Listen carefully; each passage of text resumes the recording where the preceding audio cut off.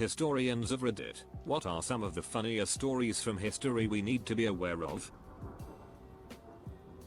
One of my favorite funny stories is that in 1977, Australian Formula 1 driver Alan Jones won the Austrian Grand Prix. No one expected him to win, so the organizers didn't have the Australian national anthem on hand to play at the ceremony after the race. Instead, some drum grando started playing Happy Birthday on the trumpet.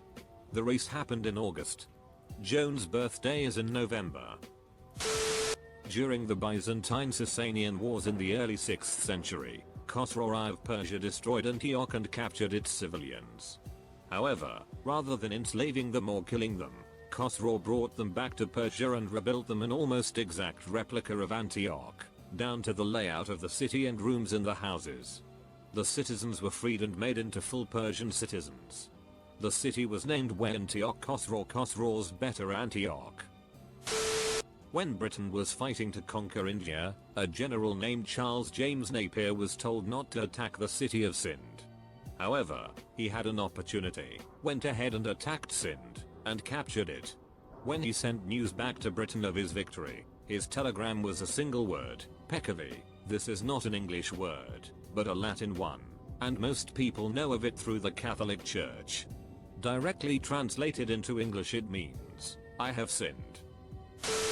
In 1788 two portions of an Austrian army attacked each other by accident near the city of Karansebes. 2 days later the Ottoman enemy showed up and took the city without a fight, as all that was left were dead and wounded Austrians. King Gustav II of Sweden was convinced that coffee was poisonous and dangerous to public health. He levied heavy taxes on coffee and even passed a royal edict banning it. However, its consumption became ever more popular. Determined to prove its danger, he ordered an experiment carried out. Two identical twins had their death sentences commuted to life imprisonment, on the condition one drank 3 pots of coffee a day, and the other 3 pots of tea. Physicians would monitor the effects and report their eventual demise to the king. Both of these physicians died of natural causes before this happened, however. Even King Gustav was assassinated in 1792 before either of the twins had met their end. Eventually the tea drinker was the first to die, at 83 years of age. His brother's age is not known. George Bush Sr. vomited in Prime Minister of Japan, Kiichi Miyazawa's lap. Right up there with Big Dick Cheney shooting his friend in the face. King Charles VI of France was prone to delusions, and at one point believed he was made of glass. He had his clothes specially reinforced so that he wouldn't break. Australia's first gold medal at the Winter Olympics was in speed skating. The skater, Stephen Bradbury, was coming last until every single athlete in front of him fell over. The best part is that he was only in the finals because the exact same thing happened in the semi-finals. To this day, an incredibly unlikely victory is known as pulling a Bradbury in Australia. Edit: staying at the back of the pack was an intentional move on Bradbury's part.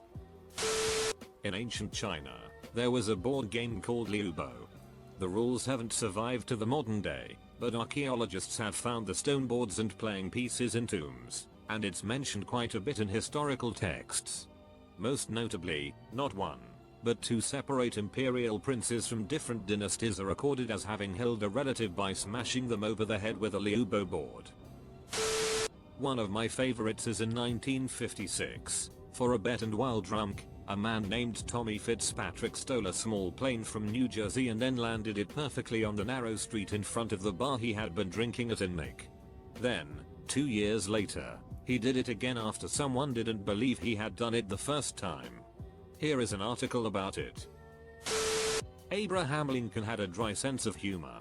He once answered a question about whether his legs were too long by saying, "I have not given the matter much consideration, but on first blush I should judge they ought to be long enough to reach from his body to the ground." Regarding General McClellan, who was skilled at training soldiers but reluctant to send them into combat, Lincoln quipped, "If General McClellan doesn't want to use his army, I'd like to borrow it, then." This last one is disputed, yet was reported in reputable newspapers in 1863, When a congressional delegation complained that General Grant drank too much whiskey, Lincoln reportedly replied that he would like to know what brand Grant drinks so he could send a case of it to each of his other generals. He would also frequently repeat a joke that went along the line of this: shortly after the Revolutionary War, the American war hero Ethan Allen was in London for some business.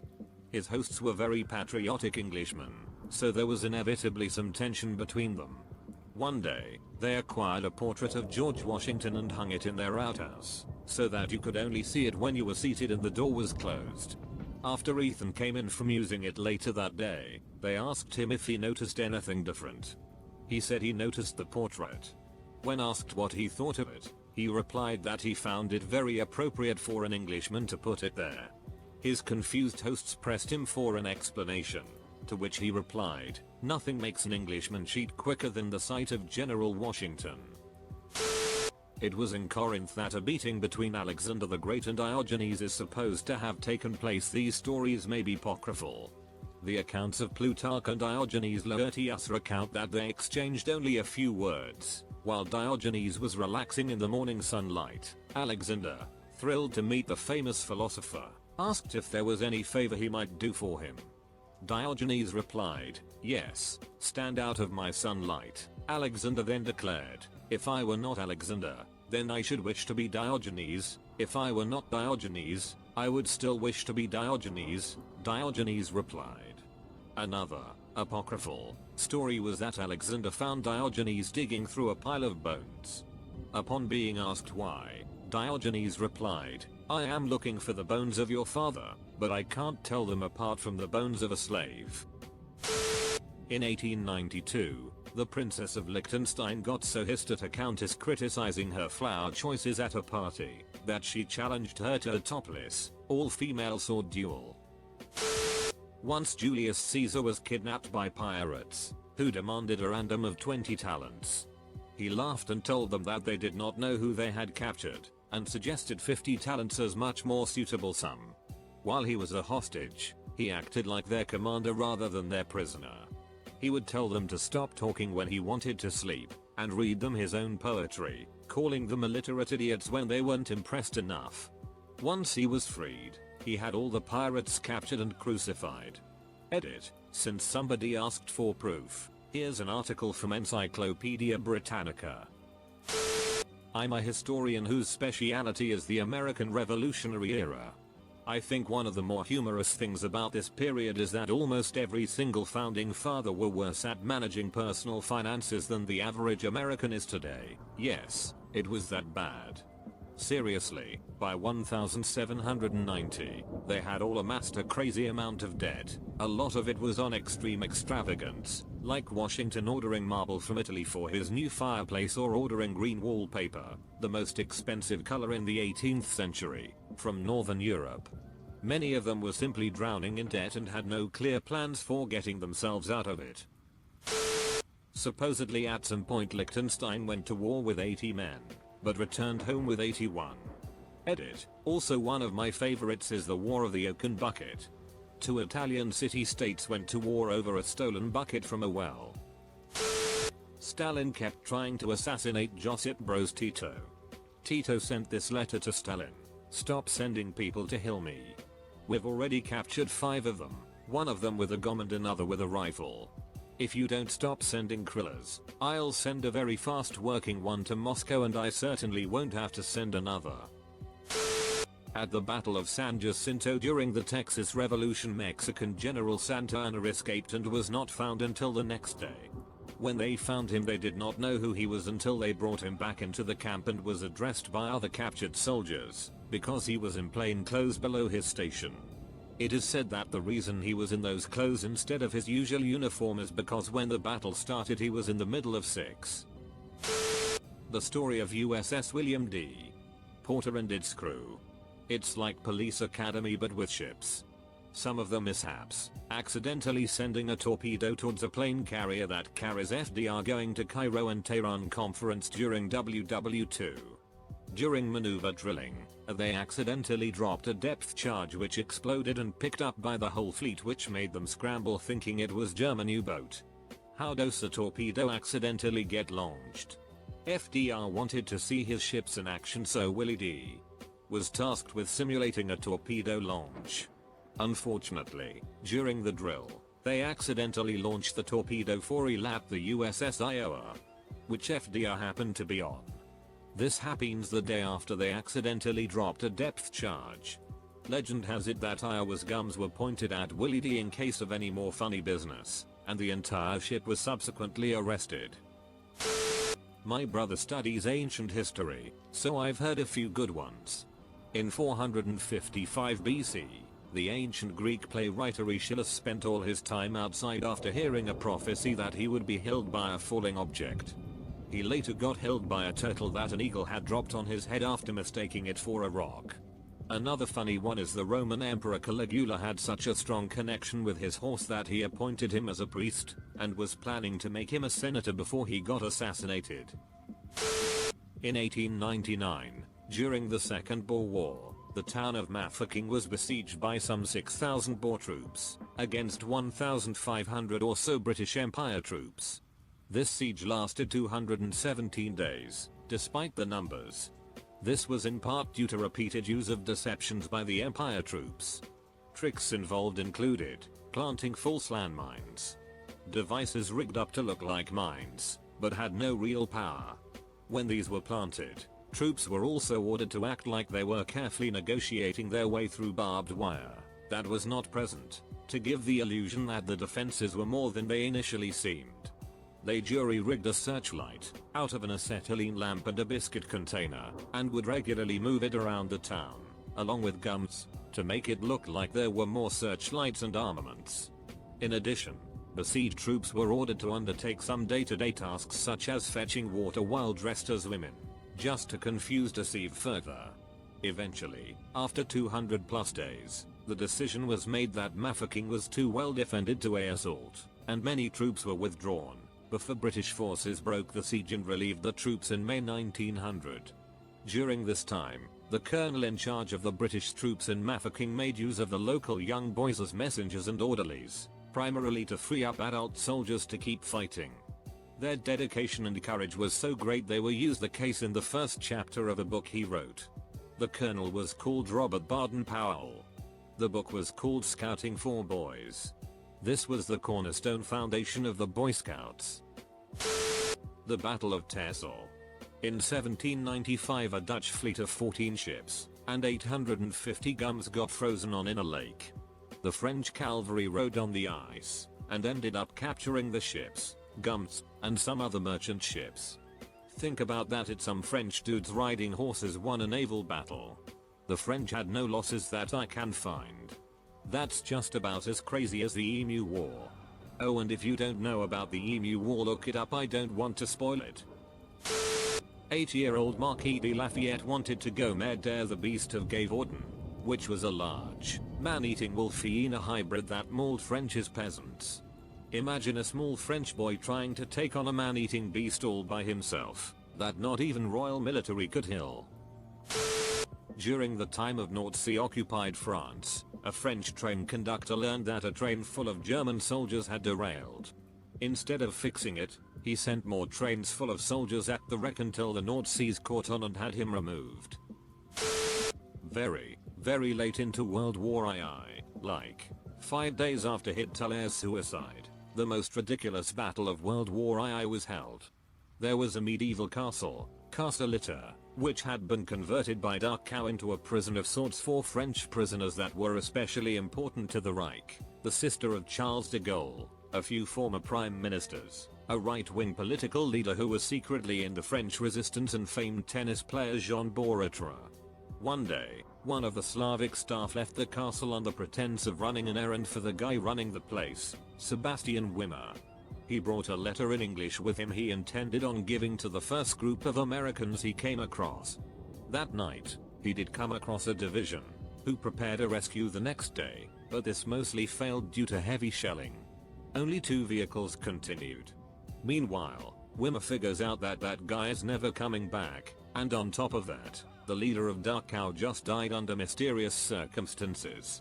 So he just nopes out of there with the rest of the SS under his control, letting the prisoners take the castle. The prisoners are now running the pace, but they know that some SS with actual spines are probably going to show up soon, and they don't know if their message ever reached any Americans, so they make a plan. The cook goes out on bicycle in midday into the nearby town that had been under Wehrmacht control, but was now under the thumb of the Waffen SS, looking for any help he can. And as a matter of fact he finds some. In those former Wehrmacht ranks there were several who defied orders to retreat, and instead just joined the Austrian resistance in the town. The leader of this group, Joseph Gangl, had even been made the leader of the local resistance. He was in a bit of a bind though, trying to defend the town from the Waffen SS. Soon after finding the resistance, a small unit of an American tank division showed up 8 miles north, headed by Captain Jack Lee. When Gangl explained the situation, Jack readily agreed to help, and got greenlit by his higher-ups pretty quickly. After some reckon with Gangl, Jack tried to bring some reinforcements, but found it impossible because they would have to cross a bridge that just couldn't handle a handful of Sherman tanks crossing it. So, Lee and Gangl's force was a Sherman tank, 14 Americans, and a truck of 10 German artillerymen. After defeating some SS who were trying to set up a roadblock, they met with the castle's residents, who had convinced an SS member they had befriended into joining their cause. They were happy for reinforcements, of course, but it was a bit underwhelming. Starting that night, the SS started to attack the castle, but the defenders drove them back. And on the 5th of May, the battle began. The French fought valiantly alongside them, but it was clear that Hay needed more reinforcements. The Austrian resistance could only spare 3 more fighters. But they contacted the nearby 142nd Division of the US Army. Realizing that they didn't give the proper reckon that the division needed to help, Borodra, the tennis star from earlier, bravely vaulted the castle wall and ran the gauntlet of SS forces to get the intel to the force. When he got there, he asked for a uniform and raced with the rescue crew to the castle before the ammunition ran out. Somewhere between 150 and 200 SS were captured that day. I point this out because it is absolutely ridiculous. Americans and Germans fighting Nazis alongside the French elite, at the gates of a medieval castle. If you can find a sillier battle, barring the life and times of Mad Jack Churchill, I will congratulate you. Source. In mid-18th century Denmark, there was a German doctor named Johann Struensee. He became the royal physician to King Christian VI, who was, to say the least, not well. The king was reclusive, erratic, paranoid, and as they would call it at the time, sinful. All was having a pretty bad effect on Danish politics, but, as it turned out, Struensee must have had something going for him, because with his help, Christian became much better, which all the nobles and government officials were very grateful for. Christian trusted Struensee quite a lot, and appointed him to a very high rank at the royal court, and he became one of the king's most trusted advisors. He also started banging the queen. Struensee accumulated more and more power and influence, and the king started to fall ill again. By this point the king had already dismissed all of Struensee's political rivals, so the doctor declared himself regent more or less, and abolished the Council of State, destroying any authority the nobles might have had. The king was bedridden and semi-insane, so Struensee was, in effect, ruling Denmark himself. Struensee was a student of the Enlightenment and instituted sweeping liberal reforms, the full list of which can easily be looked up. Needless to say, he was quite ahead of his time. He was originally quite popular, but the people began to turn against him due to both his pushing aside of Christian and his relationship with the queen. After about a year of his rule, there was a coup, and Struensee was tried and executed and the queen was banished.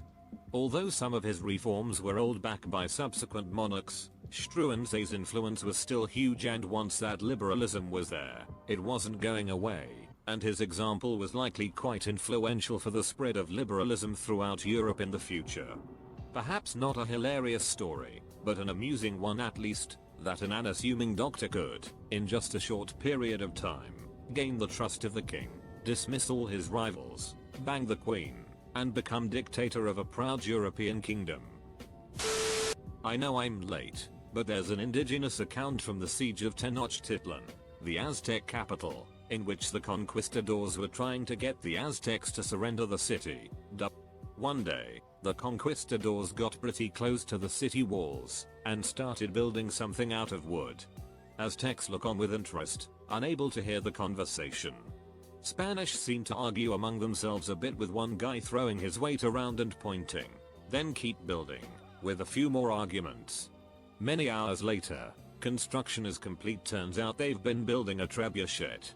The Spanish finally start getting ready to fling some big rocks at the Aztecs. Aztecs watch as the Spanish fire the trebuchet and manage to fling a boulder about 20 feet into the lake that surrounds the city. More arguing. They try again and manage to smash a hole in a wall of the marketplace, but the thing takes so long to aim that by the time it hits, the Aztecs have cleared all their sheet out of the way. Spanish argue more, then wheel the trebuchet away in shame. It is never seen nor heard from again.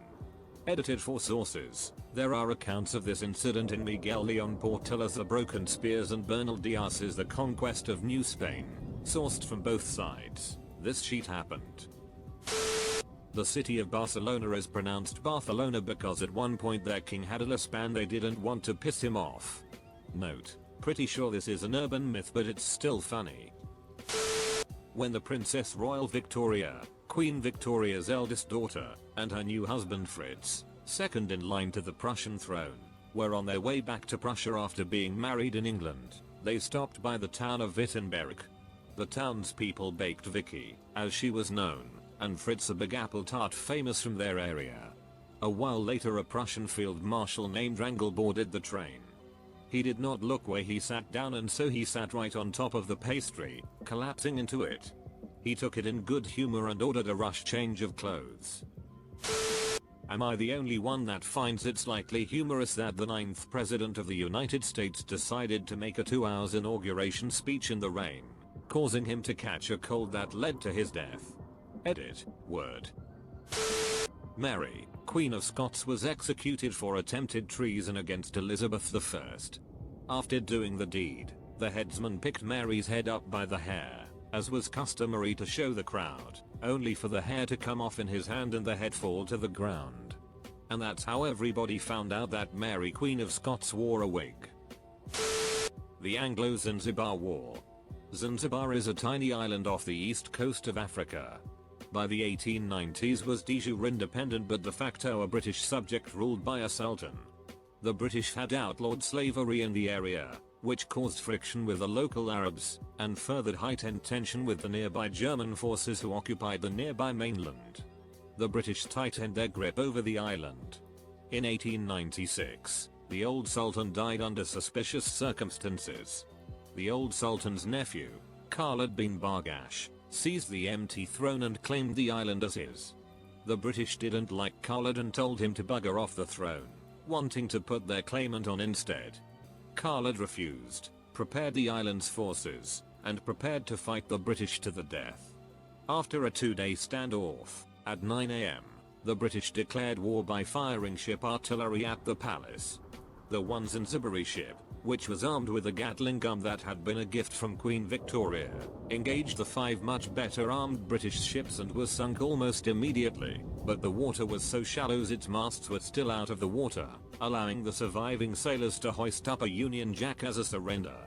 With his one ship in the sea, his men dead, and his palace in flames, Khalid bin Bargash bravely ran away to the German embassy. By 9:40 AM, the war was over. By that afternoon, the British's choice of sultan sat on what remained of the throne. The one single British causality was taken care of by doctors, and Khalid was sent away to German East Africa. Khalid would be later recaptured by the British in WWII. In short, it was a 40-minute long war.